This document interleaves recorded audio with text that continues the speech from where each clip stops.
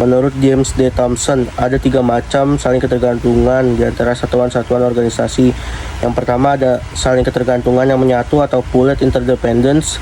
Bila satuan-satuan organisasi tidak saling tergantung satu dengan yang lain dalam melaksanakan kegiatan harian, tetapi tergantung pada pelaksanaan kerja setiap satuan yang memuaskan untuk suatu hasil akhir.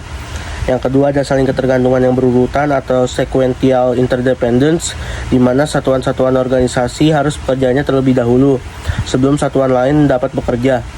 Yang ketiga ada saling ketergantungan timbal balik atau reciprocal interdependence, merupakan hubungan memberi dan menerima antar satuan organisasi. Hierarki manajerial, rantai pemerintah, aliran informasi dan kerja, wewenang formal, hubungan tanggung jawab, dan akuntabilitas yang jelas dapat menumbuhkan integrasi bila dirumuskan secara jelas serta dilaksanakan dengan pengarahan yang tepat. 2. Aturan dan prosedur adalah keputusan-keputusan manajerial yang dibuat untuk menangani kejadian-kejadian rutin, sehingga dapat juga menjadi peralatan yang efisien untuk koordinasi dan pengawasan rutin.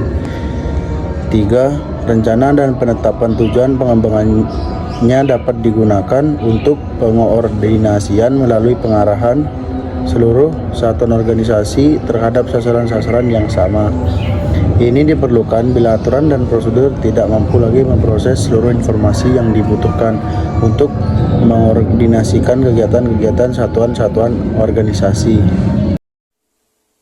Rentan manajemen atau rentan kendali adalah kemampuan manajer untuk melakukan koordinasi secara efektif yang sebagian besar tergantung jumlah bawahan yang melapor kepadanya. Prinsip rentang manajemen berkaitan dengan jumlah bawahan yang dapat dikendalikan secara efektif oleh seorang manajer. Bawahan yang terlalu banyak kurang baik, demikian pula jumlah bawahan yang terlalu sedikit juga kurang baik.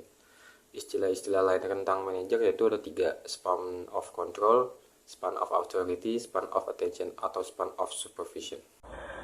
Manajemen adalah proses perencanaan, pengorganisasian, pengarahan, dan pengendalian sumber daya untuk mencapai tujuan yang telah ditetapkan.